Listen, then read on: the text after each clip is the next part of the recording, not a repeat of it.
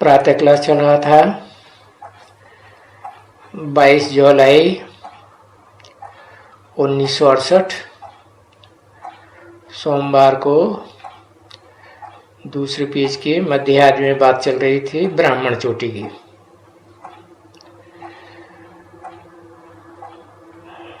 ब्राह्मण चोटी जरूर चाहिए, ब्राह्मण भी जरूर चाहिए, क्योंकि ब्राह्मण कुल है सर्वोत्तम कुल। कौन से ब्राह्मण है? चोटी का ब्राह्मण। अच्छा, बाकी 9 कुल के जो ब्राह्मण होते हैं उनमें उनको चोटी नहीं होती? चोटी तो उनको भी होती है। आजकल की दुनिया में तो जो ब्राह्मण नहीं है, हिंदू कहलाते हैं अपने, वो भी चोटी रख लेते हैं, ब्राह्मण तो नहीं होते। उनसे पूछा जाए तुम कौन सी कुरी के ब्राह्मण हो, तो वो भी उन्हें पता नहीं है कि कौन से गोत्र के ब्राह्मण हैं।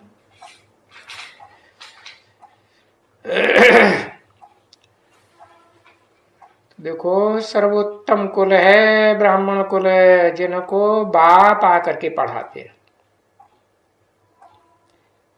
देखो, तुम ब्राह्मणों को पढ़ाते हैं ना,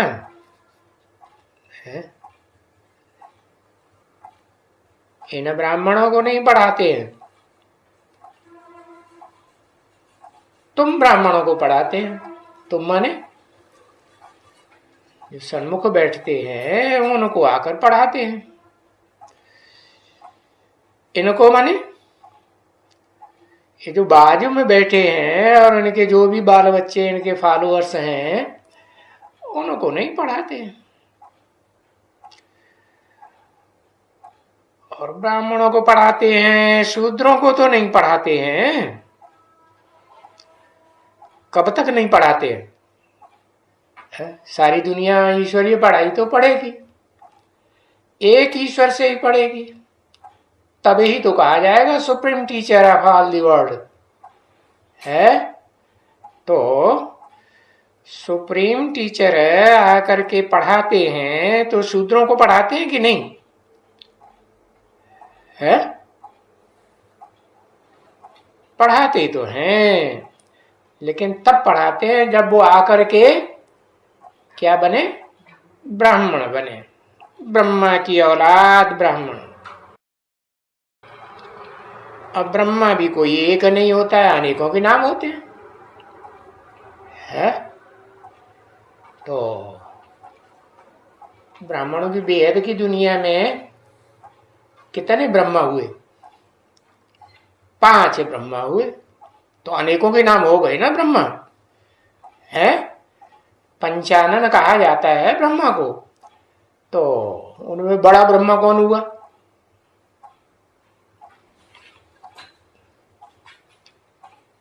है बड़ा ब्रह्मा का कोई नाम रखें, कोई टाइटल है? परम ब्रह्म। परम माने ही बड़ा। जैसे पिताओं में सबसे बड़ा पिता परम पिता, उससे ऊंचा कोई पिता होता नहीं। फिर कहते हैं परम धाम, ऐसा धाम जिससे बड़ा धाम कोई होता ही नहीं। तो देखो, शूद्रों को भी आकर के ब्राह्मण बने, तब उनको बाप पढ़ावे। तो पढ़ाई में भी टाइम बच्चों को बहुत लगता है।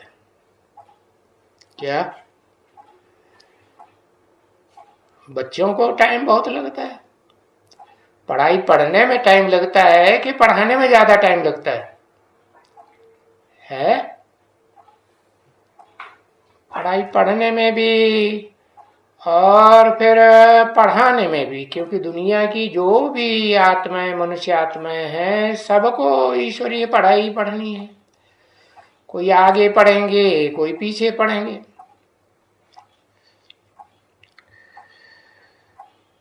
तो टाइम तो बहुत लगता है बच्चे। कितना टाइम लगता है? अरे बहुत में बहुत कितना टाइम लगता है?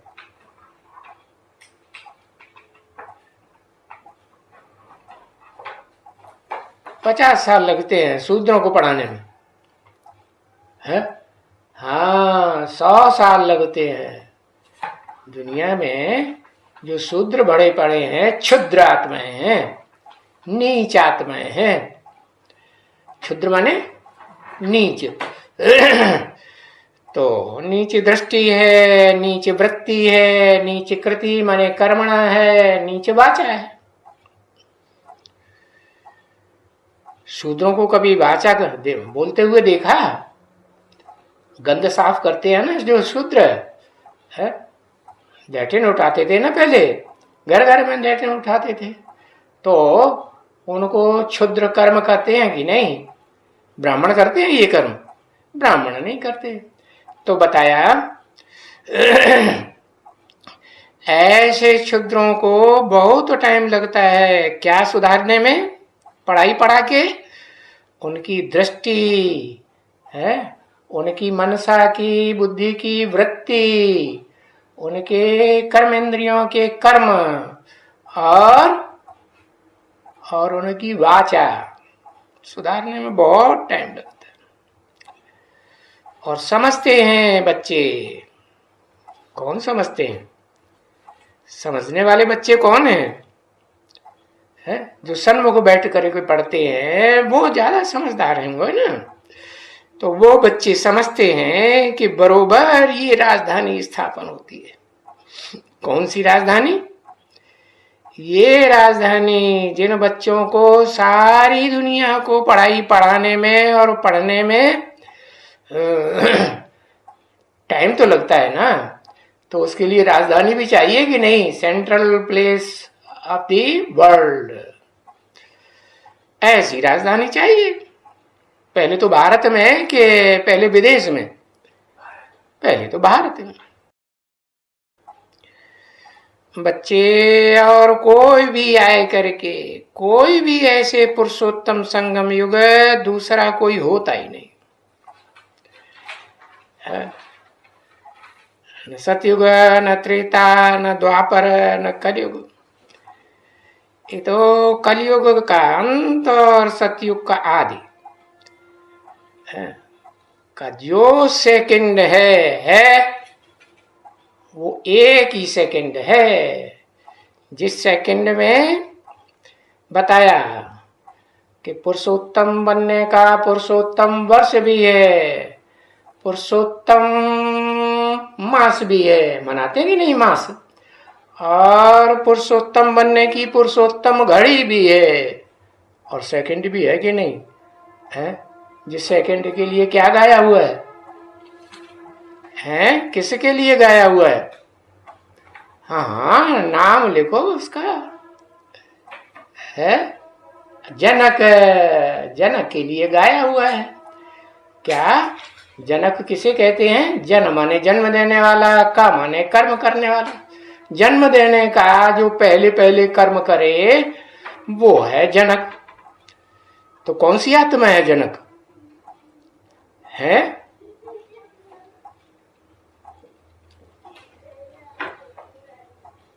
जो सीता का बाप भी है? वो बाप, टीचर, सदगुरु सब कुछ है ना? तुम सब सीता है वो, तुम सब सीता है वो का मतलब क्या हुआ कि जो भी सृष्टि पर मनुष्य मात्र हैं वो सब सीता है। तो बताया कोई भी आए करके ऐसे पुरुषोत्तम संगम युग बनावे ऐसा कोई दूसरा होता ही नहीं। जिस युग में तुम इतने पुरुषोत्तम बनो। कितने पुरुषोत्तम? किस तरफ इशारा किया है? लक्ष्मी नारायण की तरफ। ब्रह्मा बाबा ने लक्ष्मी नारायण की तरफ इशारा किया ना। अगर ब्रह्मा बाबा ने लक्ष्मी नारायण की तरफ इशारा किया तो 16 कला संपूर्ण समझते होंगे उस लक्ष्मी नारायण को, या कलातीत समझते होंगे? हैं? 16 कला संपूर्ण समझ लिया उन्होंने कि ये लक्ष्मी नारायण का चित्र बना हुआ है, ये 16 कला संपूर्ण लक्ष्मी नारायण है। लेकिन वास्तव में ये कैसे साबित होता है कि ये 16 कला संपूर्ण लक्ष्मी नारायण है या कलातीत है? कुछ निशानी है इसमें? क्या निशानी है? जो बोला इतने पुरुषोत्तम बनते हो। हाँ, ज्ञान के प्रकाश के वलय के अंदर है ना। और उनके जो बच्चे पैदा होंगे है सत्य की दुनिया, हरी भरी दुनिया में, स्वर्ग में, तो वो ज्ञान के प्रकाश के अंदर है क्या? नहीं, उनका टाइटल तो होगा कृष्ण, लेकिन 16 कला संपूर्ण होंगे या कलातीत होंगे? कलाबद्ध होंगे। तो इतने जो पुरुषोत्तम बनो, वो ऊंचे ते ऊंचा पुरुषोत्तम है। क्या? पुरुषोत्तम तो उनकी डायनेस्टी में जितने भी होंगे वो सब पुरुषोत्तम कहे जाएंगे, है ना। आगे चल के सतयुग में भी 8 डायनेस्टी चलेंगी ना, है। जो डायनेस्टी चलती है वो शरीरधारियों की चलती है या निराकार आत्मा की चलती है? शरीरधारियों की चलती है। तो कितने नारायण हुए टोटल? शिव बाबा की दृष्टि में कितने हुए और ब्रह्मा बाबा की दृष्टि में कितने हुए? है 8 किसकी दृष्टि में और 9 किसकी दृष्टि में? हाँ, ब्रह्मा की दृष्टि में 8 नारायण और 9 किसकी बुद्धि में? 9 नारायण है, इसलिए 9 नाथ द्वारे गाए हुए हैं। सोमनाथ कहते हैं ना। सोम किसको कहा जाता है? एक अक्षर लिखो, सोम किसको कहा जाता है? सोम माने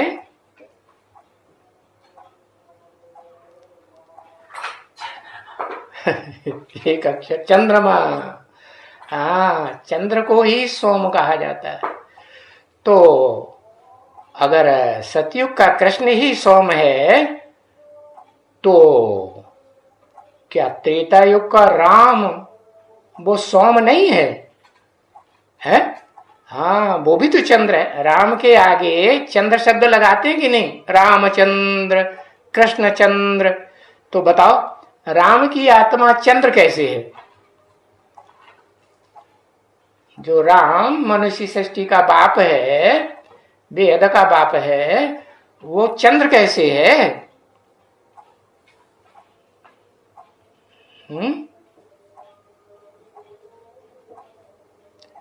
हाँ, जब पूरा ज्ञान नहीं होता तो किससे ज्ञान लेता है? शिव से ज्ञान लेता है? जो ब्रह्मा बाबा के फॉलोअर होंगे वो तो कहेंगे हमें ब्रह्मा बाबा ज्ञान देता है, लेकिन जो राम वाली आत्मा होगी, राम बाप को कहा जाता है, मनुष्य सृष्टि का बाप, वो क्या समझेगा? वो समझेगा कि हम तो ज्ञान सूर्य से वो ज्ञान लेते हैं। ज्ञान देने वाला कौन है? दादा लेखराज ब्रह्मा, या उसमें प्रवेश करने वाली टेम्परेरी टाइम के लिए प्रवेश करने वाली सुप्रीम सोल? सुप्रीम सोल है। सो तो बनना है सतयुग में। ये किसने कहा? ब्रह्मा बाबा ने बोला कि वो नारायण, जिस नारायण की तरफ ये कहा ये है ऊंचे ते ऊंचे नारायण, ये ब्रह्मा बाबा की बुद्धि में बैठा हुआ है, इसलिए बोला सो तो बनना ही है सतयुग में। तो सतयुग को सतयुग कहें या सतयुग से भी कोई ऊंचा युग है? संगम युग, पुरुषोत्तम संगम युग। तो पुरुषोत्तम जहां बनते हैं, आत्मिक स्थिति धारण करने वाले को पुरुष कहा जाता है। पुरु माने शरीर रूपी पुरी, श माने सहन करना। शरीर रूपी पुरी में जो आत्मा सहन करती है उस आत्मा को पुरुष कहा जाता है। तो सतयुग में ही पुरुष होते हैं आत्माएं, या सतयुग से पहले जो युग हुआ है उसमें भी पुरुष होते हैं? है? आत्म की स्थिति वाले कहाँ होते हैं वास्तव में? 100% पुरुषोत्तम संगम युग में होते हैं। बाकी सतयुग में तो जैसे सतयुग कहा जाता है वो सत्य का युग तो है, लेकिन कलाबद्ध युग है। 16 कला संपूर्ण है, कलातीत युग तो नहीं है। कलातीत युग कहा जाए तो ज्ञान सूर्य वहां प्रकाश देता है। जड़ सूर्य का प्रकाश होता है या ज्ञान सूर्य का प्रकाश होता है? सतयुग में, कलाबद्ध सतयुग में ज्ञान सूर्य का, वहां ज्ञान सूर्य तो होता ही नहीं। ज्ञान सूर्य तो पुरुषोत्तम संगम युग में ही होता है। तो ये भी बच्चे जानते हैं कि नई दुनिया कौन रचते हैं, ये भी बच्चे जानते हैं। भी किसके लिए लगाया? सन्मुख बैठने वालों के लिए लगाया या बाजू में बैठने वाले ब्रह्मा और उनके फॉलोअर्स के लिए लगाया है? ये भी बच्चे जानते हैं कि नई दुनिया कौन रचते हैं। 16 कला संपूर्ण नारायण रचते हैं या कलातीत जो नारायण बनता है आदि नारायण वो रचते हैं? कलातीत जो नारायण बनता है आदि नारायण जिसे कहा जाता है, जिससे पहले आदि नारायण और कोई होता ही नहीं। तुम समझते हो कि नई दुनिया को तो बाप रचेंगे ना, है? किससे कहा? तुम ब्रह्मा बाबा से कहा, जो ब्रह्मा बाबा के फॉलोअर्स हैं उनसे कहा, उनसे नहीं कहा। किससे कहा है? तुम किससे कहा? और 68 में कहा। किससे कहा? अरे सन से कहा। हाँ, कौन सन्मुख? हाँ, उस बच्चे को, आदि नारायण वाली आत्मा को, जिसे कहते हैं कि सन्मुख बैठ करके सदा सुनता है। बेसिक नॉलेज भी सन्मुख बैठ के सुनता है, शिव बाप के या ब्रह्मा बाप के सन्मुख रहता है। किससे सुनता है? राम वाली आत्मा, जिसे राम बाप कहा जाता है, सारी मनुष्य सृष्टि का बाप, वो शिव से सुनता है। उसकी बुद्धि में ये बात नहीं रहती कि मैं ये ज्ञान कोई ब्रह्मा वाली आत्मा सुनाती है। तो तुम समझते हो कि नई दुनिया को तो बाप ही रचेंगे। रचयिता साकार होगा या निराकार आत्मा होगी? साकार रचयिता होता है, निराकार आत्मा तो निराकारी ज्ञान ही देगी। निराकार जो ज्ञान धारण करने वाली आत्माएं हैं उनको ज्ञान देगी। निराकारी आत्माओं की दुनिया रचेगी, जिनकी बुद्धि में निराकारी ज्ञान बैठा होगा। क्या निराकारी ज्ञान? कि इस मनुष्य सृष्टि में वो आत्मा कौन है जो सारी मनुष्य सृष्टि का बाप है। कौन है? क्या नाम है उसका? उसका नाम लिखो एक अक्षर में, जो सारी मनुष्य सृष्टि का बाप है। प्रजापिता। और जो इस मनुष्य सृष्टि में जितनी भी आत्माएं हैं प्राणी मात्र की, उन सब का बाप है। वो सर्व सामान्य आत्माओं का बाप है। ऐसे नहीं सिर्फ मनुष्यों का बाप है। वो कौन है? इस सृष्टि रूपी रंगमंच पर हाँ, जो शिव है वो सब प्राणी मात्र का बाप है। चाहे वो देवात्माएं हो, आसुरी हो, है या जानवर हों, पक्षी हों, कीड़े मकोड़े हों, सबके अंदर आत्मा है या नहीं है? और वो आत्मा है जिनके अंदर आत्मा है, प्राणियों में, वो जीवात्माएं हैं या नहीं है? जीवात्माएं हैं। और जब जीवात्माएं हैं तो उनमें आत्मा है या नहीं? हाँ, आत्मा है। तो चैतन्य है या जड़ है? चैतन्य आत्मा है। तो चैतन्य किसे कहा जाता है? हाँ, बोलता भी हो और चालता भी हो। अच्छा, ये वृक्ष बोलते चालते हैं क्या? नहीं। अच्छा, जब हवा चलती है तो सारे वृक्ष अपने पत्तों के द्वारा आवाज करते हैं कि नहीं? है, नहीं करते? हाँ, करते हैं। तो पेड़ हैं, पौधे हैं, आत्मा तो इनमें भी है, नहीं है? हाँ, आत्मा है। इसका प्रूफ क्या है? जैसे मनुष्य सृष्टि का झाड़ होता है, ऐसे प्राणियों का भी झाड़ है। झाड़ माने वृक्ष, वृक्ष है ना। जैसे जड़ वृक्ष होता है तो उसमें भी पत्ते भी होते हैं, टहनियां भी होती हैं, जड़ें भी होती हैं, और जड़ों का बीज भी होता है कि नहीं? बीज भी होता है। तो जो मनुष्यों की सृष्टि है, नई दुनिया, वो तो बाप ही रचेंगे। कौन से बाप रचेंगे? है कौन से बाप? अरे, उस बाप का कोई नाम दिया है कि नहीं?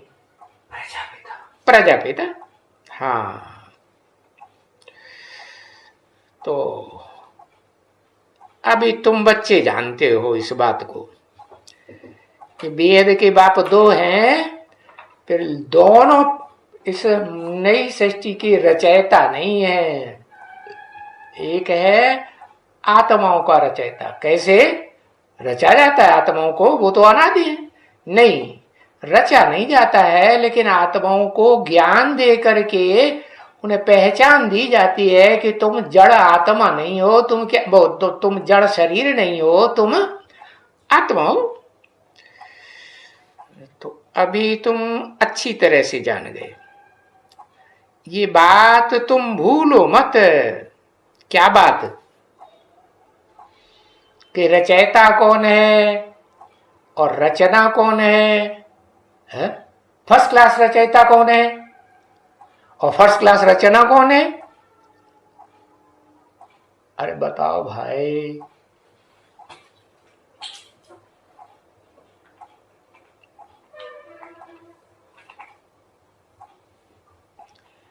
एक अक्षर में लिख सकते हैं, फर्स्ट क्लास रचयिता और फर्स्ट क्लास रचना।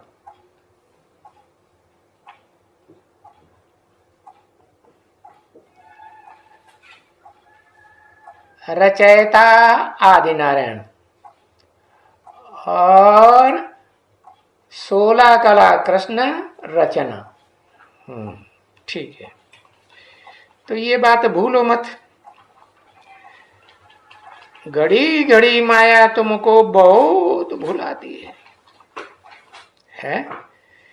क्या भुलाती है तुमको? कि तुम निराकार कोई रचयिता समझ लेते हो। कभी निराकार साकार के मेल याद आ जाता है, क्योंकि बाप ने तो मुरली में बोला है ना। क्या? किसको कहा जाता है? शिव बाबा किसको कहा जाता है? शिव बाबा कहा जाता है निराकार और साकार के मेल को शिव बाबा कहा जाता है।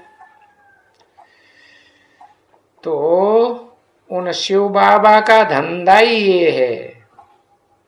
क्या? शिव बाबा का धंधा है भुलाना, या तुमको माया भुलाती है बहुत ज्यादा, तो तुम्हारा धंधा है भूलना और भुलाना। तुम बच्चों का धंधा है। तुम बच्चे नंबरवार हो। तुम बच्चों में अव्वल नंबर बच्चा है,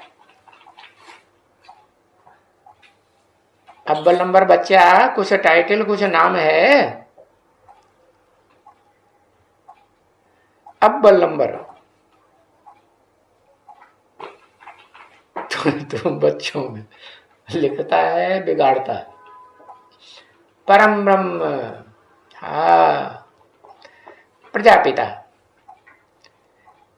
संगम युगी कृष्ण। हाँ, जो संगम युगी कृष्ण जिसे कहें, जिसका यादगार चल रहा है शास्त्रों में कि कृष्ण ने भगाया, तो वो संगम युगी कृष्ण की बात है।